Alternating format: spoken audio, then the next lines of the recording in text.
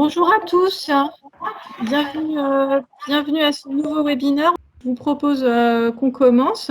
Moi, je vais vous faire une introduction très rapide. Donc, je suis Emmanuelle Bercès, associée du groupe Fideliance. Et juste en introduction, donc, on est ravis de vous accueillir sur ce nouveau webinaire. On en a fait 3 dernièrement sur le nouveau confinement, les aides, les PGE, le fonds de solidarité et également le télétravail. Donc, on est content d'animer un nouveau webinaire qui va parler un peu d'autre chose que du Covid. Voilà. Et donc, je vais laisser la parole à nos 2 associés de Fideliance Patrimoine, donc Théo Akari et Pierre-Yves Chanu, qui vont vous présenter les différentes pistes pour augmenter, avoir des revenus complémentaires lorsque vous serez en retraite. Et bien sûr, après, vous pourrez creuser avec eux ou avec nous les différentes solutions qui vous seront présentées. Voilà, je vous souhaite une très bonne conférence et on vous enverra bien sûr le support à la fin. Si vous avez des questions, vous pouvez les poser dans le chat. Vous avez une petite bulle qui s'affiche sur la barre de tâches. Vous pouvez cliquer dessus, poser vos questions et on y répondra à la fin de la conférence pour laisser dérouler la présentation et on reviendra dessus à la fin. Voilà, je vous souhaite une bonne conférence et à très vite. Merci Emmanuel, merci beaucoup. Et écoutez, on est ravis d'être là aussi et ravis de vous avoir nombreux sur ce sujet important.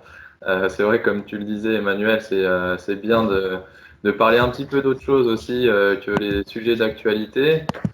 C'est vrai que c'est une période qui est un peu compliquée, certainement pour certains d'entre vous. Et c'est vrai que il y a des turbulences un peu à court terme, mais c'est bien aussi de sortir un peu la tête du guidon et puis de ne pas oublier les objectifs de long terme, que sont notamment la retraite. Et puis on va voir aujourd'hui des revenus en plus, maximiser les capitaux et les revenus à la retraite. Donc, pour qu'on se présente rapidement, je sais que certains d'entre vous nous connaissent déjà, d'autres pas. Donc, on a créé Fideliance Patrimoine il y a un certain nombre d'années maintenant pour pouvoir répondre à tout un tas d'interrogations qu'avaient nos clients, notamment sur le sujet de la retraite, mais sur plein d'autres sujets aussi, qu'on va voir rapidement. Moi, je suis plus en charge de tout ce qui est restructuration de patrimoine ou structuration quand on arrive au départ, mais c'est rare. Restructuration qui comprend et le patrimoine professionnel du dirigeant et le patrimoine privé, donc tout ce qui a trait à l'immobilier, le patrimoine financier, en prenant en compte tous les impacts fiscaux que ça peut avoir quand on bouge un curseur, jusqu'à des conseils un peu plus civils de transmission de patrimoine privé et professionnel. Bonjour, pour ma part, donc, je suis Pierre-Yves Chanu et en fait je travaille en binôme avec Théo, plus spécifiquement sur tout ce qui concerne l'entreprise et donc tout ce qui est retraite, prévoyance, santé, épargne salariale. Et effectivement, ça tombe à pic pour parler des revenus complémentaires à la retraite, parce que il est intéressant quand on est chef d'entreprise, pour soi-même et ou pour ses salariés, de mettre en place des dispositifs complémentaires pour avoir des revenus à la retraite. C'est la raison pour laquelle j'interviendrai en première partie. Très bien. Donc effectivement, on commencera par vous présenter rapidement Fideliance Patrimoine, une partie sur les dispositifs complémentaires pour la retraite. On parlera aussi d'immobilier, d'assurance vie, et puis on vous laissera vous exprimer sur les questions que vous pourrez avoir. Donc, Fideliance Patrimoine, on a plusieurs domaines d'intervention. Aujourd'hui, on parle spécifiquement de la retraite, mais on ne fait pas que ça. Et d'ailleurs, comment obtenir des revenus complémentaires, ça met en place beaucoup de solutions différentes. Excusez-moi. Et donc, du coup, on intervient sur plusieurs domaines. Le conseil, On va établir des stratégies globales de long terme au cas par cas, en faisant du sur-mesure en fonction de la situation de chacun et des objectifs de chacun. Donc on peut intervenir sur tout ce qui est immobilier, puisqu'on a la carte T, là, le loi de 1970, qui nous permet de faire des transactions immobilières. Je suis aussi plus spécialisé sur tout ce qui est placement donc financier, notamment sur la trésorerie d'entreprise, mais aussi à titre privé. Après, on regarde dans quelle enveloppe fiscale c'est le plus intéressant, notamment assurance vie, PEA ou compte titre. Et puis aussi tout ce qui est mécanisme de défiscalisation. Et Pierre-Yves intervient lui plus spécifiquement sur le dispositif de retraite. Donc effectivement, quand on a une entreprise, qu'on soit chef d'entreprise ou qu'on soit salarié, il existe différents dispositifs de retraite. Alors très simplement, le sujet qui est comment obtenir des revenus complémentaires à la retraite, en fait c'est avoir le plus de revenus possible disponibles à la retraite pour vivre correctement. C'est pour cela que en fait il existe différents dispositifs qui dépendent de votre statut social et également de l'argent que vous pouvez avoir dans votre entreprise. Le premier, aujourd'hui, enfin c'est depuis déjà 2019, il existe en fait la loi Pacte qui intervient sur plusieurs domaines et notamment le visage de l'épargne retraite dans l'entreprise. Pourquoi cette loi Pacte? En fait, il a été constaté qu'en France, il y avait très peu de personnes qui disposaient à la retraite de dispositifs d'épargne retraite complémentaire. Alors que dans des pays, notamment nordiques, on les prend souvent comme exemple, ce sont des dispositifs qui sont assez courants. On a écrit qu'au Royaume-Uni, c'est très fréquent. Aujourd'hui, une personne qui est à la retraite, 3 personnes sur 10 ont des prestations de retraite complémentaires à la retraite et on parle bien de capitalisation. C'est également le cas pour 10% en Allemagne et en Belgique. On n'a pas cité le cas de la Norvège qui est un cas exceptionnel. Pour eux, pratiquement tout est fait en capitalisation et c'est même l'État qui s'en occupe. Donc, cette épargne retraite en France, il y a eu la volonté de la développer pour une raison, c'est que l'offre était auparavant très peu lisible et peu concurrentielle. En effet, quand on parlait de dispositifs à des personnes, ceux-ci ne comprenaient rien entre la loi Madelin, l'article 83, l'article 39, l'épargne salariale PE-PERCO, et effectivement, c'était un petit peu la jungle. Donc, il y a eu la volonté de dynamiser et développer cela, mais également de regrouper l'ensemble des dispositifs, parce qu'une personne dans sa carrière peut avoir 3, 4, voire 5, 6 parfois employeurs différents, et donc des dispositifs complémentaires d'un côté et de l'autre, et cela arrive même parfois que certains oublient les dispositifs auxquels ils ont pu souscrire. Je me rappelle très bien d'avoir rencontré un ancien salarié de Microsoft qui se retrouvait avec une retraite de 1 000 € par mois par les régimes obligatoires, mais il a eu de la chance d'avoir une retraite type article 83 dans la société, et effectivement, cet article 83 lui offrait une retraite supplémentaire également de 1 000 € par mois, ce qui fait que la personne en fait a doublé ses revenus à la retraite rien qu'en ayant une épargne retraite capitalisation à un moment de sa carrière dans une entreprise. Pour venir plus spécifiquement sur les nouveautés de la loi Pacte, c'est très simple. Auparavant, il y avait, on va dire, les régimes complémentaires et de base qui existaient pour toutes les personnes. Alors, quand on est salarié, c'est la sécurité sociale et les points Agirc-Arrco, mais ça peut être la CAVEC quand on est expert comptable, le RSI quand on est indépendant, la CRN quand on est notaire, la CARPIMCO quand on est par exemple infirmière libérale, la Carchidan quand on est chirurgien dentiste.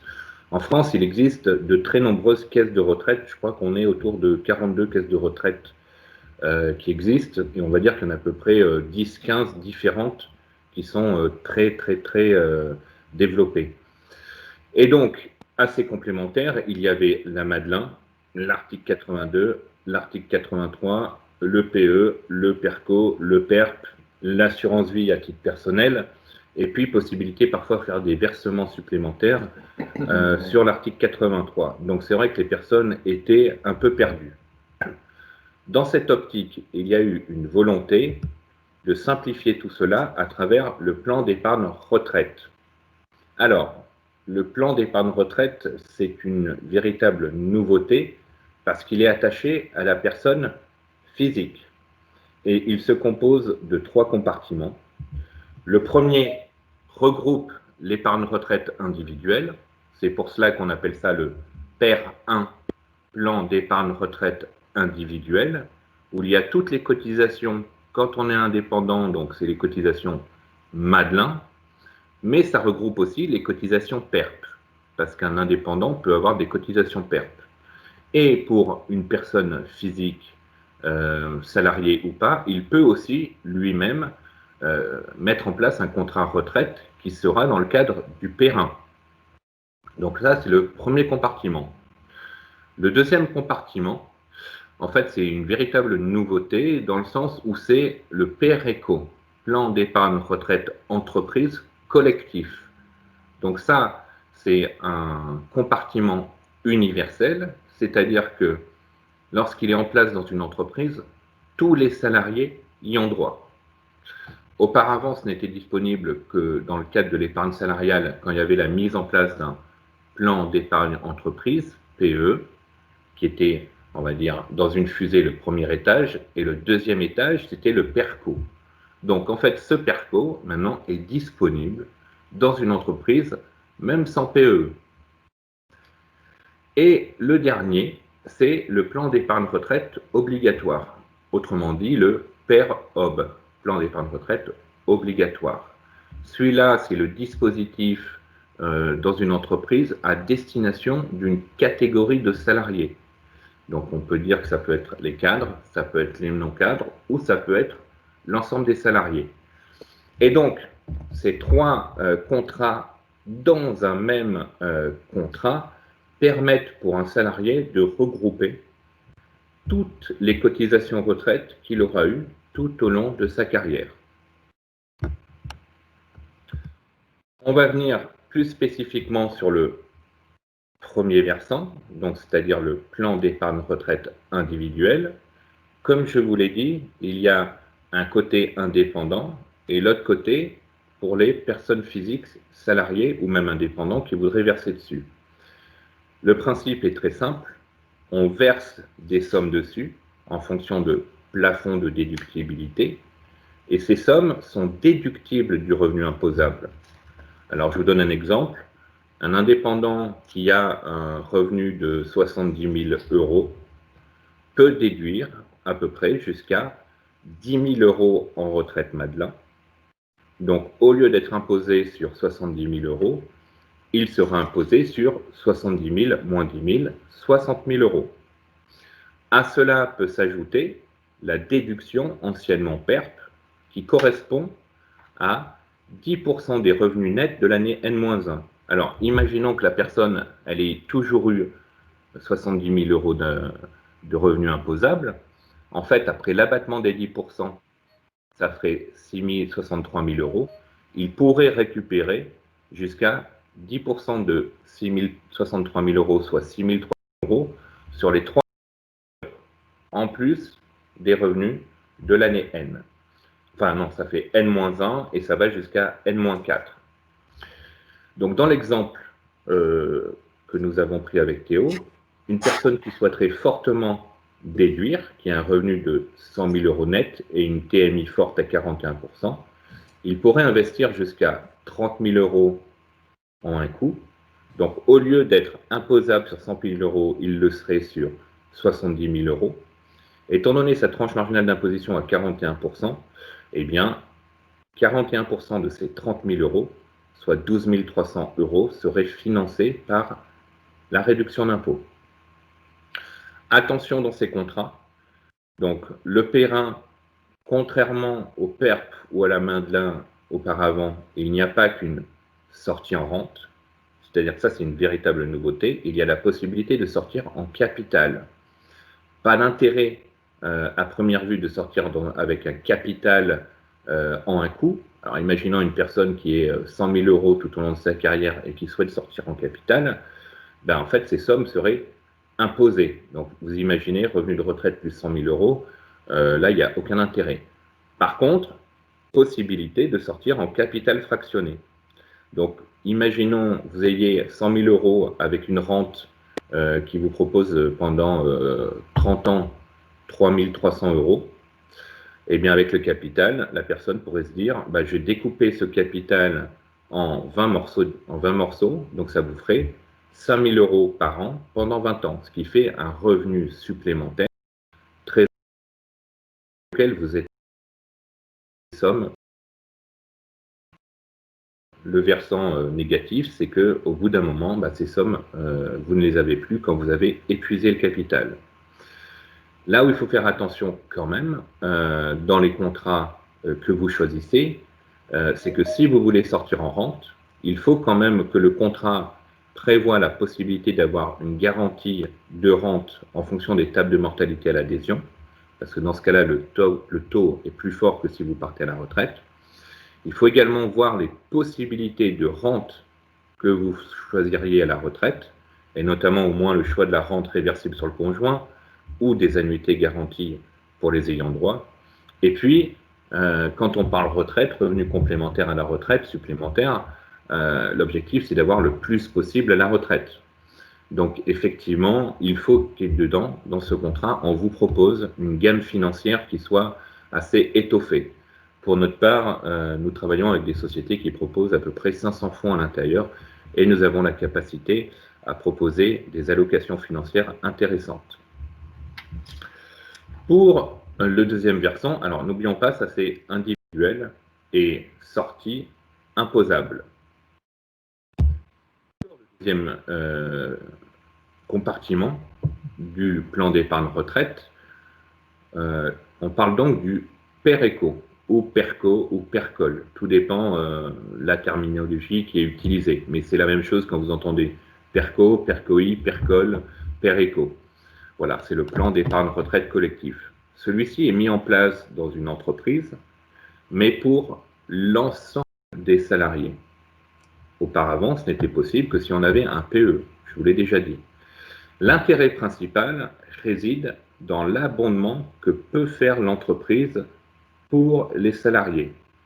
Et dans ce cas-là, imaginons que dans une entreprise, il y ait un abondement maximum possible. Cet abondement serait donc de 300% jusqu'à un plafond de 16% du PASS. Le PASS, c'est le plafond annuel de la sécurité sociale. Donc pour une personne, enfin pour des salariés qui seraient dans une entreprise et pour lequel le chef d'entreprise voudrait doper l'abondement entreprise, abondement de l'entreprise jusqu'à 6 581 € en 2020 pour les salariés. À cela s'ajoute la possibilité, s'il y a de la participation et de l'intéressement, de mettre des sommes dedans. Pourquoi mettre ces sommes dedans? Très simplement, parce que ces sommes, en fait, si vous les mettez dans le compartiment collectif PERECO, elles ne sont pas soumises à l'impôt sur le revenu. Si vous les récupérez à titre personnel, eh bien, c'est imposable. À savoir que, également, quelque chose de très intéressant pour un chef d'entreprise, il est possible pour lui de, à la fois, verser sur le PERIN et de bénéficier de l'abondement du PERECO. Donc, non seulement il a la déductibilité fiscale du PERIN, mais il a aussi l'abondement du PERECO. Un chef d'entreprise qui aurait des forts revenus, qui veut mettre en place de l'abondement pour ses salariés, rien de mieux qu'un PERIN et qu'un PERECO. À savoir également sur la sortie, ces sommes, alors il y a des cas de déblocage anticipés, mais qui sont quand même assez restreintes. Ces sommes sortent à la retraite soit sous forme de capital, soit sous forme de rente. Il faut savoir que la personne qui les récupère à la retraite, ces sommes ne sont pas imposables. Tout l'intérêt réside, par exemple, dans le fait de les récupérer et ensuite, par exemple, de les mettre sur un contrat d'assurance vie. Théo en parlera ensuite, mais contrat d'assurance vie, possibilité de faire des rachats partiels programmés dessus.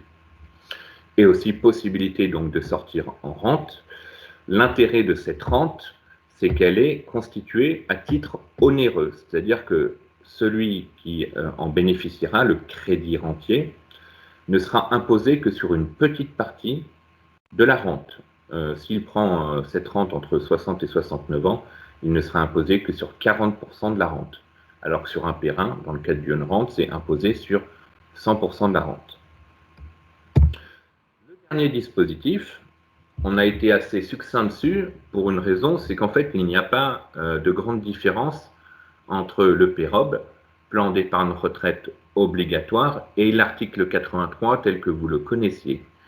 En fait, l'article 83 retraite, c'est un contrat de retraite à cotisation définie, c'est en pourcentage du salaire. Je donne un exemple, une personne qui a un salaire annuel brut à 100 000 euros, elle peut avoir une cotisation article 83 qui soit entre 5 et 8% de son salaire annuel brut. Donc elle pourrait cotiser entre 5 000 et 8 000 euros chaque année sur ce contrat article 83.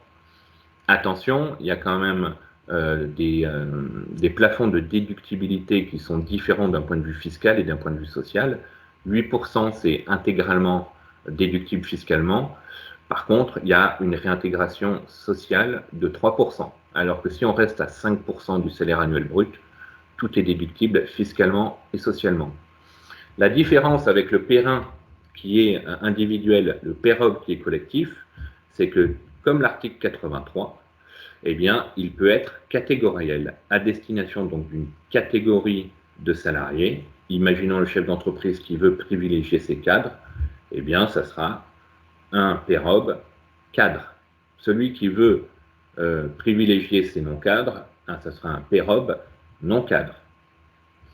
Et au niveau de la sortie de ces sommes, vu qu'elles ont été constituées à titre gratuit, c'est-à-dire qu'il n'y a pas eu d'avantage à l'enfant, il y a eu un avantage dans le sens où c'est déductible fiscalement et socialement, à la sortie, ces sommes sortent uniquement en rente viagère, c'est-à-dire qu'il n'y a pas soit capital fractionné, uniquement en rente viagère. Donc, c'est imposable.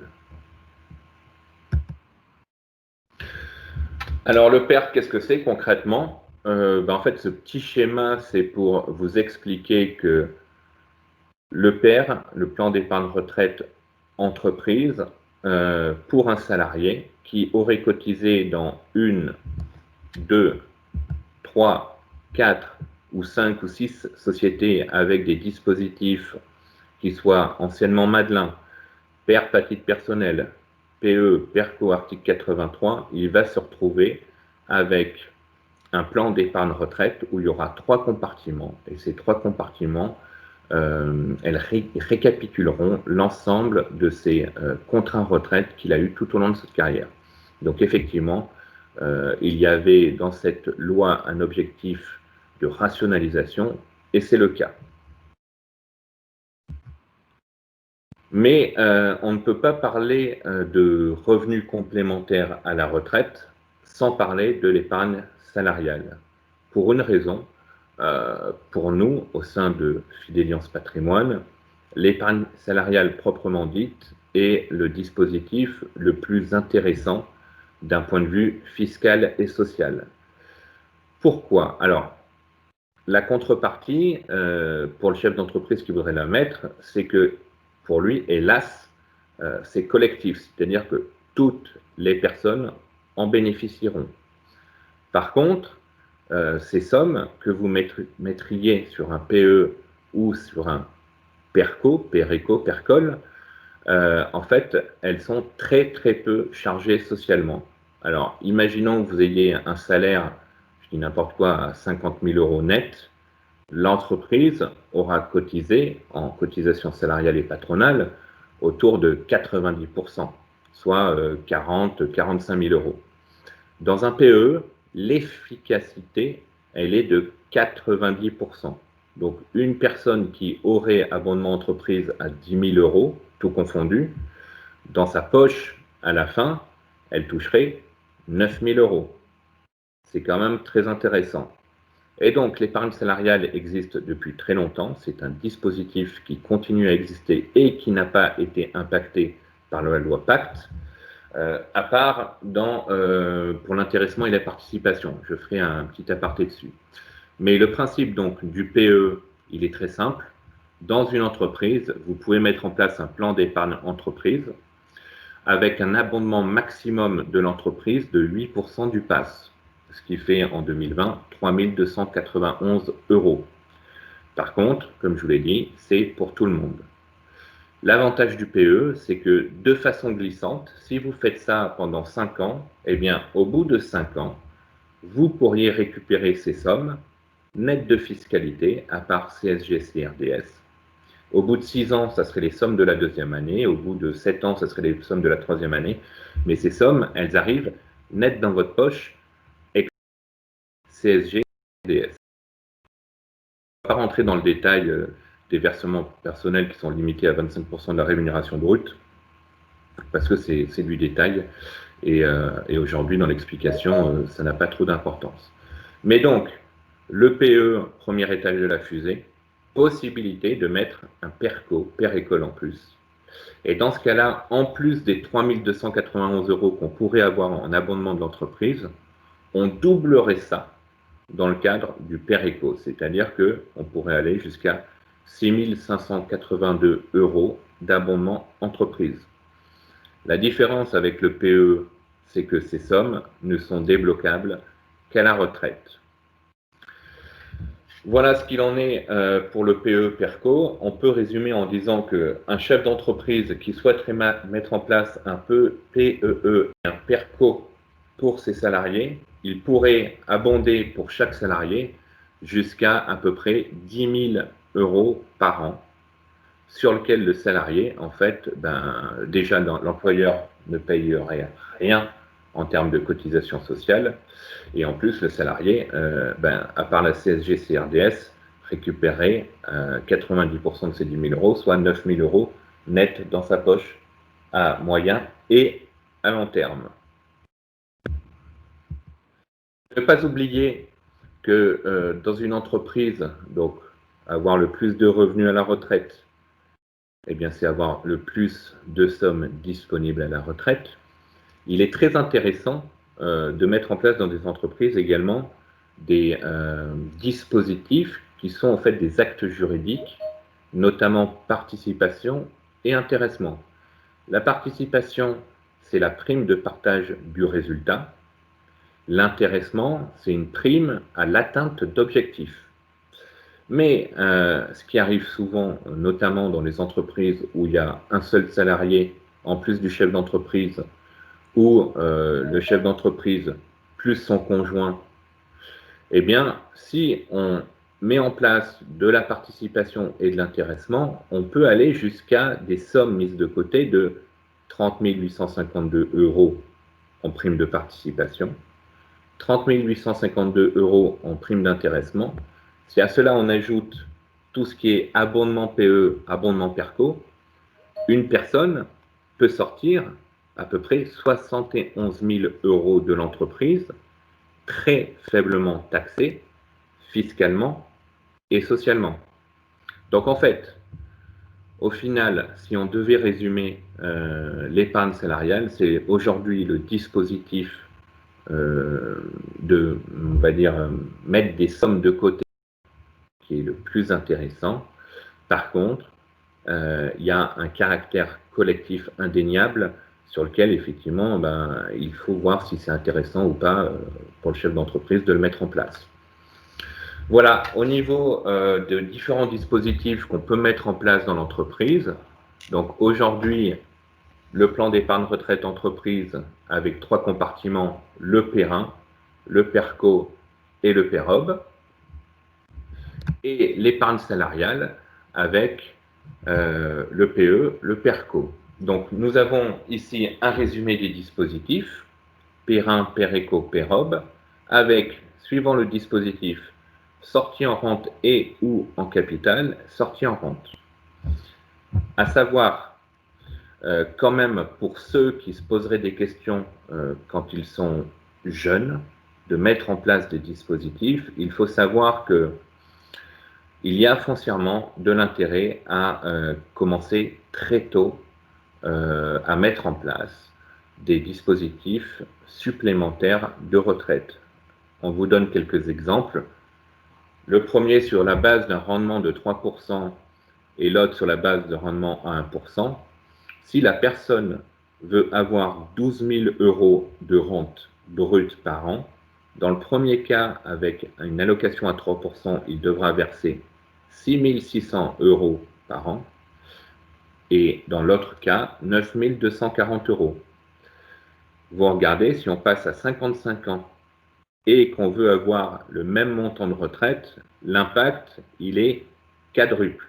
Dans le premier cas, on passe de 6 600 € à 24 000 €. Et dans le deuxième cas, de 9 240 € d'effort à 27 000 € par an. Alors là, c'est véritablement dans le cadre d'une sortie en rente. Mais l'intérêt, et c'est ce qu'on verra avec Théo, c'est l'effort qui doit être fait avec le dispositif adéquat en fonction de votre situation. Et ensuite, c'est également l'allocation d'actifs. Parce qu'effectivement, l'allocation d'actifs, entre une bonne allocation d'actifs où vous avez des fonds qui sont performants, qui sont diversifiés, et une allocation d'actifs qui est faite un peu n'importe comment, vous avez, lorsque vous souhaitez récupérer ces fonds, sous forme de rente ou de capital, des différences qui ne sont pas négligeables.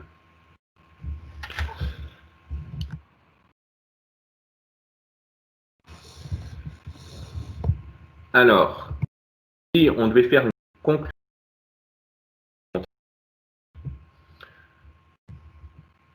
excusez-moi, il y a un petit bug.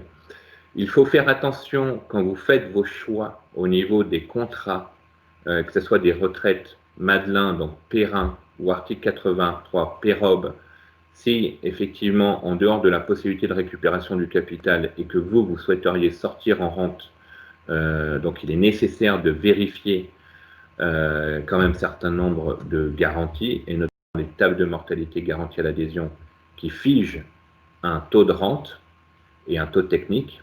Il faut également vérifier la possibilité d'avoir une allocation financière large. Pour notre part, nous travaillons avec des sociétés qui proposent des fonds, des OPCVM autour de 600 fonds différents. Attention, quand vous partez en capital, également, vous n'avez plus la rente viagère disponible. Une personne qui souhaiterait récupérer 100 000 € sur 20 ans, donc 7 000 € par mois par an pendant 20 ans, au bout de 20 ans, ça s'arrête.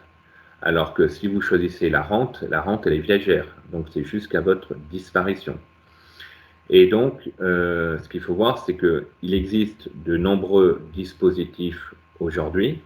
Ces dispositifs ont des avantages, ont des inconvénients. Par contre, en fonction de votre situation et en fonction de vos objectifs, ça c'est quand même le plus important, il faut faire une analyse au cas par cas. Très bien, donc effectivement, on a vu que y avait beaucoup de dispositifs différents, que l'esprit de la loi Pacte, c'est de simplifier les choses, mais ça reste tout de même complexe. Donc soit vous avez le statut de chef d'entreprise et c'est vous qui avez la main pour mettre en place ou pas des dispositifs à l'intérieur de l'entreprise qui peuvent être avantageux pour vous et pour les salariés et pour l'entreprise, puisque quand on met en place ces dispositifs, ça crée aussi de la charge qui viennent en diminution du résultat. Ou alors vous êtes salarié et vous pouvez le faire individuellement par le biais d'un PRI individuel et voir s'il y a des dispositifs qui sont présents au sein de votre entreprise, notamment PVE, CARCO, pour pouvoir augmenter vos revenus à la retraite. Le conseil par rapport à ces dispositifs complémentaires, le message qu'on voulait vous faire passer, c'est que il vaut mieux commencer à les mettre en place tôt, c'est ce que disait Pierre-Yves, qu'il faut abonder régulièrement sur différents dispositifs, voir lequel est le plus efficace pour vous, et laisser aussi de la place pour d'autres choses, parce qu'il n'y a pas que ces dispositifs. On verra que d'avoir des revenus complémentaires, c'est pas uniquement utiliser les dispositifs de retraite, d'autres solutions, comme peuvent l'être l'immobilier. L'immobilier qui est le seul actif qui permet en fait de créer de la valeur dans le temps à partir d'un capital qu'on n'a pas, qu'on ne détient pas, notamment par le biais du crédit. C'est vrai qu'il y a deux actifs qui permettent de faire ça, créer de la valeur dans le temps à partir de sommes qu'on ne détient pas. C'est tout ce qui est entreprise, donc tout ce qui est financement d'une entreprise, ça crée de la valeur dans le temps. D'ailleurs, parenthèse sur l'entreprise, parce qu'on n'en parle pas aujourd'hui, mais c'est bien de constituer une entreprise, et je sais qu'aujourd'hui la situation est un peu compliquée, mais ça n'est que temporaire dans la vie d'une entreprise. C'est bien penser à l'après, et notamment la transmission, que ce soit dans la famille ou la vente, parce que c'est aussi comme ça qu'on crée du capital dans le temps. Et c'est souvent là aussi on voit que le bas blesse un peu, et ça se prévoit au moins 5 ans à l'avance pour faire monter quelqu'un en interne ou trouver des personnes en externe. Parenthèse fermée sur l'entreprise, sur l'immobilier, effectivement, le fait d'avoir recours au crédit, d'autant plus que les taux sont très bas en ce moment, il devrait rester durablement, étant donné que si on a une remontée des taux qui soit brutale et rapide, on aurait une explosion du système financier. Donc si jamais ça remonte un jour, ce sera progressif et doucement dans le temps. Et donc, le fait de prendre un crédit pour acheter, par exemple, un appartement, si aujourd'hui j'achète un appartement de 200 000 euros sur un crédit de 20 ans, on peut se dire qu'au bout de 10 ans, j'ai au moins remboursé la moitié du crédit. Et donc, en remboursant un petit peu tous les mois, j'ai créé 100 000 euros de valeur de capital dans le temps, avec un effort régulier, mensuel. Donc c'est vrai que l'immobilier, ça permet de faire ça, et aussi on a le caractère rassurant de la pierre. C'est vrai que c'est très français, on aime beaucoup la pierre, les biens tangibles. Et c'est vrai qu'on dit toujours que c'est une valeur refuge. C'est vrai, on s'en rend compte dans ces situations-là, mais on va voir aussi que ça n'a pas que des avantages. On a un loyer qui est stable et régulier, donc pour créer des revenus réguliers complémentaires pour la retraite, c'est un très bon dispositif. Sans parler de la perspective d'acheter quelque chose pas cher aujourd'hui et de le revendre plus cher plus tard. Donc de valoriser son capital dans le temps. L'immobilier, ça a beaucoup d'avantages, ça a aussi des inconvénients. Notamment le fait que c'est moins liquide que d'autres actifs. Demain, on ne peut pas vendre un bout de chambre ou un bout de salle de bain si on a besoin d'argent. Donc on est obligé de vendre tout son bien. Et donc on a des durées de détention qui sont plutôt longues aussi, ne serait-ce que pour amortir les frais d'acquisition. On a des frais de notaire qui sont de l'ordre de 7% dans l'ancien, parfois des frais d'intermédiaire, au moins 5%. On se retrouve avec 12% de frais. Donc pour les amortir, on dit qu'il faut à peu près au moins 7 ans pour pouvoir rentrer dans ces frais au moins. On a aussi tout le côté gestion dans l'immobilier où ça prend du temps, ça prend de l'énergie. Il faut gérer les locataires, il faut gérer les travaux quand il y en a. Il y a aussi des charges de copropriété, taxes foncières. Donc ça prend du temps. Parfois ça se passe bien, mais parfois ça se passe moins bien. Où on peut avoir des locataires qui ne payent pas. Quand on a un crédit en face à rembourser, ça peut être très compliqué. Donc il faut faire attention au risque de l'immobilier. Et il y a aussi les risques de valorisation. Quand on est sur des prix qui sont très hauts, on a plus de chances que les prix baissent. Après, ça se regarde vraiment au cas par cas en fonction des villes dans lesquelles on investit. Et surtout, le plus gros point noir, on va dire, de l'immobilier, à l'image de l'ISF qui est passé à l'IFI aujourd'hui, mais qui reste donc sur l'immobilier uniquement, c'est la fiscalité, puisque c'est générateur de beaucoup d'impôts. Quand on a un loyer de 1 000 euros, quand on est dans une tranche marginale d'imposition à 30% et qu'on ajoute les prélèvements sociaux, on a presque 50% de taxation sur les loyers, soit 500 euros sur 1 000 euros, ce qui est quand même confiscatoire. Sans parler de l'IFI, qui est progressif et plus important, plus le patrimoine est important. Et surtout, ce qu'il ne faut pas oublier, et c'est un impôt qui fait très mal à la fin, c'est les droits de succession. En France, jusqu'à 500 000 euros de patrimoine global, immobilier et financier compris, on est imposé à 20%. Et au-delà, on est imposé à 30%, jusqu'à 45%. Donc ça fait beaucoup quand on détient du patrimoine immobilier. Et aujourd'hui, vu les valorisations de certains biens à certains endroits, on est rapidement au-dessus de 500 000 euros, soit 30% de taxation. Il y a différentes formes pour faire de l'immobilier. Les formes que l'on connaît tous, l'achat de sa résidence principale ou secondaire, ou acheter un bien en locatif, sous des différentes formes fiscales qu'on va voir. Et puis il y a des formes que l'on connaît peut-être un peu moins, qui peuvent être très efficaces, notamment acheter par exemple en démembrement de propriété. Il est possible d'acheter des appartements uniquement en nue propriété. On n'en a pas l'usufruit, donc on n'en a pas les revenus. Mais du coup, on n'est pas non plus imposable à l'IFI sur la nue propriété, puisque c'est l'usufruitier qui est redevable de l'IFI. On a aussi des modes d'investissement qui sont indirects, dont la SARL de famille, par exemple, qui est une structure juridique qui est parmi la plus appropriée pour pouvoir faire de la location meublée, que ce soit professionnelle ou non professionnelle. Et l'intérêt de la location meublée professionnelle, par exemple, c'est de ne pas avoir d'impôt sur la plus-value immobilière à partir de 5 ans de détention de ce statut. Donc, ce qui peut être très intéressant quand on fait beaucoup d'opérations. Mais un statut qui est difficile à obtenir. On a aussi tout ce qui est indirect, ce qu'on va appeler plus la pierre papier, la SCPI, qui présente l'avantage d'être accessible et d'avoir des tickets d'investissement donc, qui sont inférieurs à ce que l'on peut avoir pour acheter un appartement en entier, et surtout pas de souci de gestion, puisqu'on n'a rien à faire, tout est délégué à un gestionnaire. Et puis d'autres formes un peu encore moins connues, je dirais que les SCPI, c'est tout ce qui est foncière cotée, à l'image de Argan par exemple, on a pu voir Unibail qui a fortement rebondi sur les marchés actuellement, ou Clépierre, des sociétés qui sont cotées en bourse, mais dont le sous-jacent est immobilier.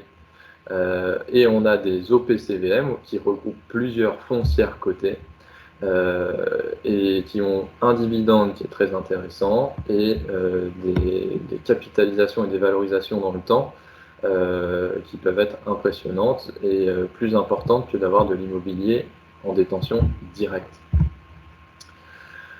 Donc sur les différentes formes fiscales, ça s'analyse vraiment au cas par cas en fonction de la situation de chacun, du niveau d'imposition de chacun et puis des objectifs recherchés. On peut avoir la catégorie de loueur meublé non professionnel. Le loueur meublé, ça peut se faire de deux manières différentes, soit le faire en direct en achetant un appartement, en mettant des meubles dedans et en s'occupant de la location, soit ce qu'on appelle le loueur meublé géré, et c'est un gestionnaire qui va s'occuper de tout, donc de la location. Et là, on est dans tout ce qui est résidence de service. Ça peut être des résidences étudiantes, des résidences seniors, des maisons médicalisées, EHPAD. Ça peut être aussi de l'immobilier de tourisme ou de l'immobilier d'affaires. Par exemple, les deux derniers pans, nous n'en avons jamais fait puisque c'est trop lié à la conjoncture et on le voit bien aujourd'hui.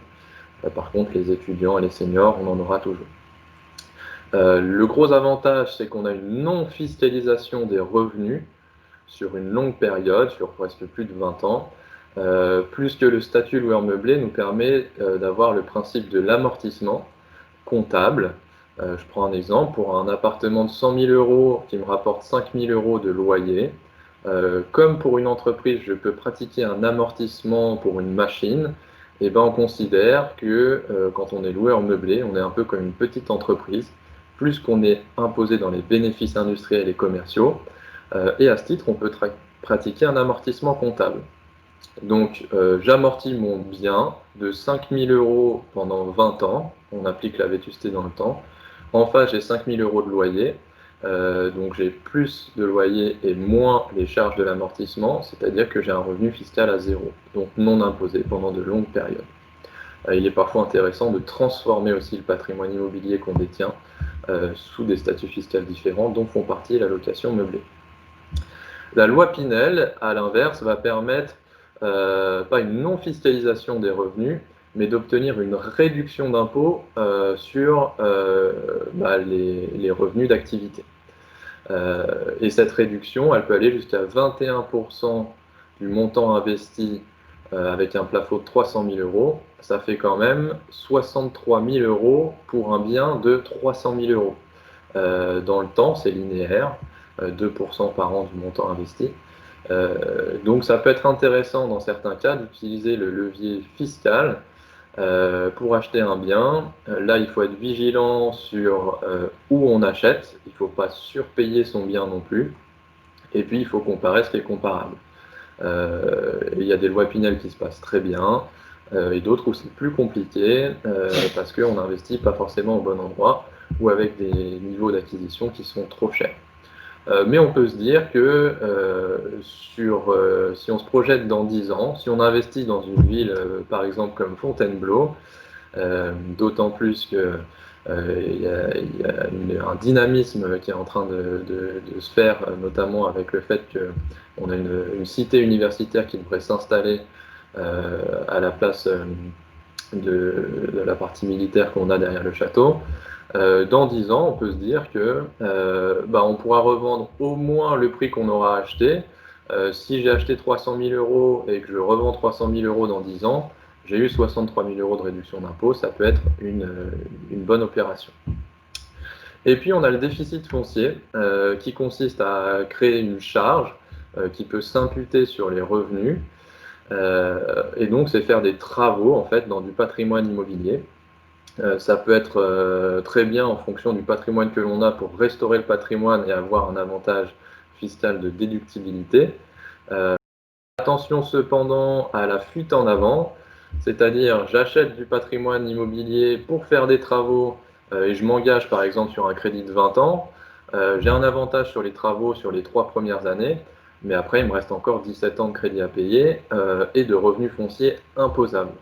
Donc il faut faire attention à la manière dont c'est fait et ne pas se multiplier les opérations de ce type-là. Et c'est bien aussi d'avoir de la diversité et d'avoir par exemple ces 3 types de formes fiscales dans son patrimoine, ce qui peut être efficace en fonction des situations.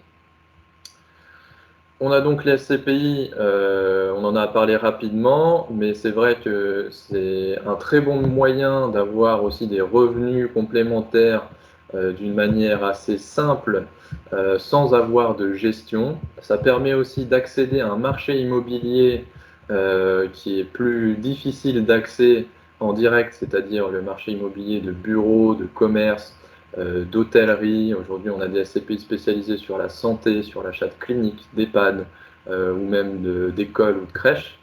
Donc, ça nous donne accès à une autre catégorie d'immobilier, sans souci de gestion, puisque c'est le gestionnaire qui se charge de tout, et avec des taux de rendement qui sont relativement intéressants, qui sont autour de 4% encore aujourd'hui, et malgré la crise sanitaire et économique.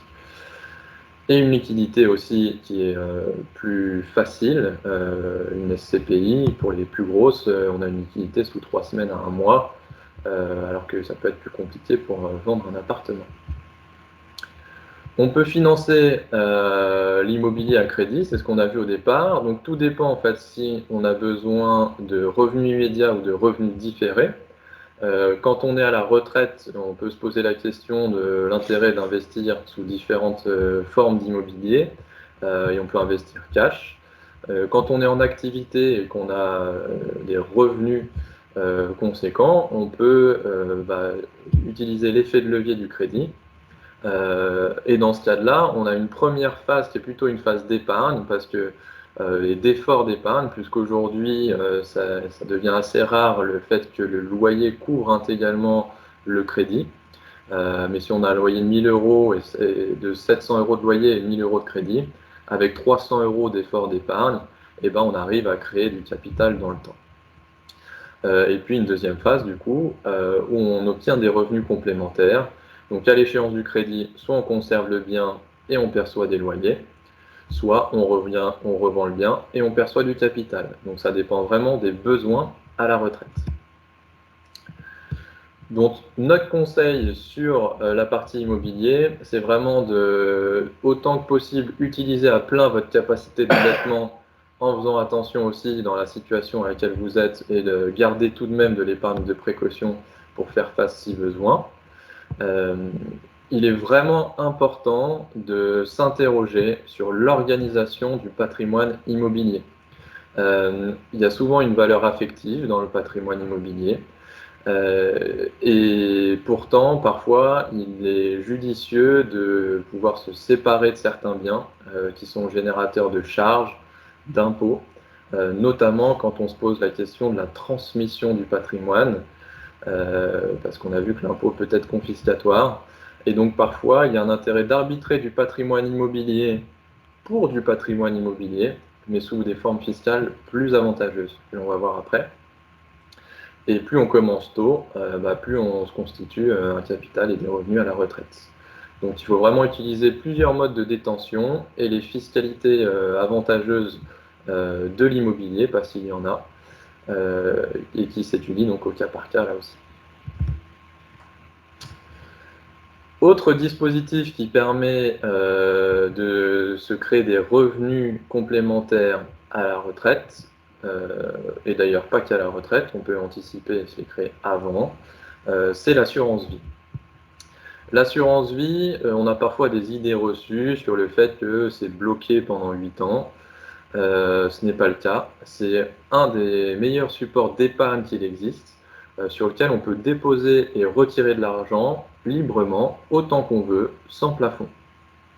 C'est une enveloppe fiscale qui est avantageuse en cas de vie et en cas de décès, et on va voir les différentes fiscalités. Et surtout, c'est aujourd'hui un outil qui permet de donner accès à une très grande diversité de supports de placement. Il y en a qui sont très prudents, comme le fonds en euros, garanti en capital.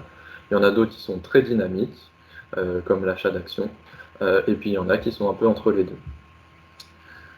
Donc à titre d'exemple, on utilise des assurances vie où on a accès à plus de 1000 ou 1400 supports d'investissement. La fiscalité, ce qu'il faut retenir, c'est qu'elle a changé depuis le discours d'Emmanuel Macron le 27 septembre 2017. Là aussi, c'est plus dans une optique de simplification pour une fois, où avant il y avait une distinction en fonction de la durée de détention du contrat. Aujourd'hui, c'est assez simple, c'est la flat tax, c'est 30% depuis le départ sur toutes les sommes versées après septembre 2017. On conserve quand même un abattement après 8 ans de 4600 € sur les intérêts, mais on se rend compte que sur des contrats qui sont importants, 4600 € d'intérêt, c'est dérisoire comme abattement, et donc on a une fiscalité à 30%. Sur les intérêts, toujours, et jamais sur le capital. En cas de décès, et c'est un des dispositifs les plus efficaces pour transmettre du patrimoine simplement, plus que c'est des liquidités, désigné à des bénéficiaires avec une exonération de 152 500 € par bénéficiaire. Si j'ai 10 bénéficiaires, je peux transmettre 1 500 000 € en totale exonération de droits de succession. Donc c'est quand même très efficace. Et même au-delà de cet abattement-là, on a une taxation à 20%, alors qu'on a vu que dans le droit civil, on est taxé à 30%. Donc même au-delà de ces abattements, ça reste toujours intéressant. Il est intéressant aussi d'avoir des anciens contrats avant 1998 et d'ouvrir des nouveaux contrats après 70 ans. Je vous parlais de support de placement et Pierre-Yves nous disait autant dans des contrats de retraite que d'épargne salariale que l'épargne financière pouvait faire vraiment la différence dans le temps. Donc tout dépend les supports de placement que l'on privilégie. Le fonds en euros qui est accessible au sein de l'assurance vie, sur lequel on a un rendement moyen de 1,4% en 2019 selon la Fédération française des assurances. C'est un rendement qui va continuer de baisser, tout simplement par le fait qu'à l'intérieur des fonds en euros, on a des obligations d'État. La semaine dernière, elles étaient émises à moins 0,2% de rendement. Donc tous les jours, les assureurs remplacent du 4 ou 5% de rendement qu'on avait il y a 10 ans par du 0% pendant 10 ans. Donc structurellement, le fonds en euros ne sera pas rentable dans le temps et on va vers une non-rentabilité de notre épargne qui est en sécurité, à l'image du livret A. On a aussi des organismes de placement commun de valeurs mobilières dans lesquels on peut avoir autant des obligations que des actions que des devises, des dollars, de l'euro. Et donc là, on a des rendements, quand on regarde aujourd'hui des fonds qui sont performants dans le temps, on a des rendements qui sont au-delà de 10% par an sur les 5 dernières années, y compris crise économique compris, donc de cette année 2020, 2018 qui était compliqué, on a eu 2011 aussi, une crise de l'endettement. Malgré tout, c'est des fonds qui, dans le temps, ont parmi les meilleurs rendements. Donc il faut savoir bien les sélectionner parce que là aussi, entre des fonds classiques bancaires et d'autres sociétés de gestion spécialisées, il peut y avoir une énorme différence. Le rendement des SCPI, on était autour de 4,3% en 2019. Cette année, en 2020, malgré le fait qu'il y a des loyers qui ont été décalés, elles ont quand même pour la plupart des actifs qui sont de qualité. Et on devrait encore avoir des rendements autour de 4% cette année. Et certaines ont annoncé qu'elles maintiennent des niveaux de rémunération égales à celles de 2019. On a aussi des produits structurés qui sont des fonds sur lesquels on a une spécialité puisqu'ils sont très efficaces parce qu'ils permettent de protéger le capital et on a des rendements en moyenne de à peu près 6% par an avec des dispositifs qui permettent de verser des revenus réguliers. Et donc ça peut avoir de l'intérêt aussi d'en détenir dans un patrimoine. À noter que si on veut doubler un capital, il faut faire 3% par an de performance pendant 20 ans. Si on verse 500 € par mois sur un contrat d'assurance vie, ça permet au bout de 20 ans d'avoir à peu près 120 000 € de capital, plus les intérêts qui auront capitalisé, donc quasiment 200 000 €. Ça me permet d'avoir des revenus réguliers d'à peu près 1 000 € par mois à la retraite en ayant abondé 500 € par mois. Donc en fonction des supports sur lesquels on investit l'argent. Et donc le mécanisme qui est très intéressant et aujourd'hui c'est ce qui existe presque de plus efficace pour créer des revenus complémentaires non fiscalisés, c'est le mécanisme de rachat partiel programmé en assurance vie. On peut programmer le contrat pour qu'il nous verse tous les mois un revenu qui est défini. Ça peut être 500 €, ça peut être 1 000 €. Ce qui est bien, c'est que c'est un revenu qui n'est pas subi comme un loyer, mais un revenu qui est décidé. Et dans notre exemple, pour un contrat sur lequel on aurait versé 100 000 € qui aurait atteint 150 000 € aujourd'hui, si on décide de racheter 30 000 €, donc de retirer 30 000 € dont on a du capital et des intérêts, eh bien on a un impôt de 6% sur la globalité.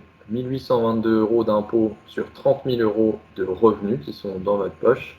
Il n'y a pas beaucoup de choses qui soient plus efficaces. Alors, justement, on arrive vers la fin, mais ce que je voudrais dire, c'est, imaginons Théo, une personne qui a eu un PERCO pendant des années et des années, qui a 100 000 € de côté, il peut les récupérer à la retraite, il peut les mettre sur une assurance vie et bénéficier de tout cela.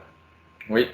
Donc en fait, il aurait non seulement par l'entreprise une capitalisation à moindre coût, et ensuite en mettant sur une assurance vie et en bénéficiant de rachat partiel programmé, une imposition à moindre coût. Tout à fait. Donc en fait, oui, c'est une possibilité de tout optimiser. Exactement. Bon.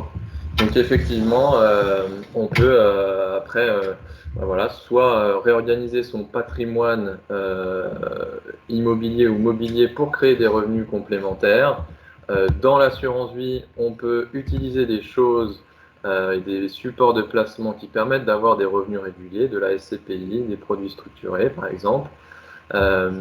Et ce qu'on vous conseille aujourd'hui, c'est d'ouvrir un nouveau contrat d'assurance vie pour ne pas mélanger les fiscalités, puisqu'on a vu qu'il y a une fiscalité qui est différente depuis 2017 et on se rend compte que les assureurs ont du mal à le gérer. Abonder régulièrement, là aussi, en mesure de vos capacités pendant que vous êtes en activité. On a toujours une phase d'épargne et puis ensuite on consomme. Donc mettre en place les rachats partiels programmés ensuite. Et puis, c'est ce que je vous disais, vraiment s'interroger sur les notions de transmission de patrimoine et sur le fait que parfois, il est judicieux d'arbitrer son patrimoine immobilier pour pouvoir vendre du patrimoine immobilier qui génère de la charge et des impôts, le mettre à l'intérieur d'un contrat d'assurance vie, dans de l'immobilier aussi. Certains contrats sont typés pour ça, ce qui permet d'avoir une transmission optimisée, des revenus complémentaires et moins d'embêtements. Donc en conclusion, il n'y a pas une mais des solutions retraite. C'est bien d'établir une stratégie globale à tout âge pour pouvoir bien mettre en œuvre vos capacités et en fonction de vos besoins en revenus et en capital. C'est vrai que c'est bien aussi de déterminer de combien de revenus on a besoin pour la retraite parce que ça ne sert à rien d'avoir 300 000 € de revenus si on génère de l'impôt, mais il faut les ajuster en fonction des besoins. Et puis donc réorganiser l'ensemble du patrimoine pour qu'il soit à votre service, plutôt que l'inverse qui vous desserve et qui génère de l'impôt et des tracas. Je dirais également, et tu en as parlé, la gestion financière fait la différence dans le temps. C'est-à-dire qu'entre un fonds qui fait 5% par an et un fonds qui fait 1%, la création de valeur de l'un elle est presque nulle, et l'autre en double où on peut tripler son capital. Mais quoi qu'il en soit, si on devait faire pour moi une conclusion, c'est que dans ces différentes stratégies de revenus à la retraite, il faut surtout avoir une stratégie dès le départ de diversification. Tout à fait. Donc voilà, Fideliance Patrimoine est indépendant, on n'est rattaché à aucune banque ou compagnie d'assurance, ni promoteur immobilier d'ailleurs. Donc on est là justement pour étudier votre situation au cas par cas, en fonction de vos besoins, et trouver les meilleures solutions qui peuvent exister sur le marché. Alors, je me permets de revenir vers vous parce qu'il y a quelques petites questions pendant ce webinaire. Quel est le meilleur dispositif de retraite pour un chef d'entreprise qui n'a pas de salarié? Donc, c'est Gérard Lopez qui pose cette question. Alors, tout dépend du statut social du chef d'entreprise. S'il est chef d'entreprise mais mandataire social, c'est-à-dire qu'il est assimilé salarié, donc il a une fiche de paye, dans ce cas-là, la solution la plus simple, et même la seule solution, c'est véritablement de mettre en place un PEROB, anciennement article 83. S'il est TNS, donc travailleur non salarié indépendant, la meilleure solution, c'est vraiment un PERIN, plan d'épargne retraite individuel, avec un petit compartiment indépendant et un compartiment personne physique. C'est vraiment la solution. Après, s'il pouvait avoir quelqu'un de salarié, que ce soit son conjoint ou même quelqu'un de sa famille qui ait même un emploi dit à temps partiel, c'est également mettre en place PE, PERCO. Mais aujourd'hui, sans salariés et sans l'objectif d'avoir des salariés futurs, c'est soit article 83 PEROB en pourcentage du salaire, soit, s'il est travailleur non salarié, un PERIN, anciennement loi Madelin. Merci. Une autre question qui vient de Alexis Abois, qui est un salarié qui a déjà 64 ans. Qu'est-ce que vous lui conseillez? Dans ce cas-là, c'est une approche globale. Parce qu'une personne ça m'est déjà arrivé qu'une personne qui partait dans 6 mois dise bon, j'aimerais bien avoir préparé quelque chose pour la retraite. Pas des faiseurs de miracles. Notre objectif, c'est véritablement de répondre aux besoins des gens en fonction de leurs objectifs, mais aussi en fonction de ce qu'ils ont. Donc, une personne qui aurait 64 ans, qui n'a pas de dispositif retraite, aujourd'hui, c'est plus regarder et avoir l'approche globale, regarder son patrimoine et voir s'il est possible d'optimiser ça, notamment à travers l'immobilier. Est-ce qu'il faut réaménager l'immobilier, vendre, le transformer en assurance vie? A-t-il des assurances vie? A-t-il de l'argent de côté? C'est vraiment patrimoine financier, patrimoine immobilier, et ce que peut-on faire de façon globale en fonction de ses besoins? Parce qu'effectivement, on ne fait pas de miracle, encore une fois. Et c'est pour ça que c'est important de commencer à se poser ces questions tôt. Et après, effectivement, quand on arrive un peu plus tard, c'est faire le point sur la globalité et puis voir comment on peut organiser ça au mieux. Et puis aussi avec des stratégies de départ en retraite. Est-ce qu'on fait un cumul emploi-retraite? Est-ce qu'on fait une retraite progressive?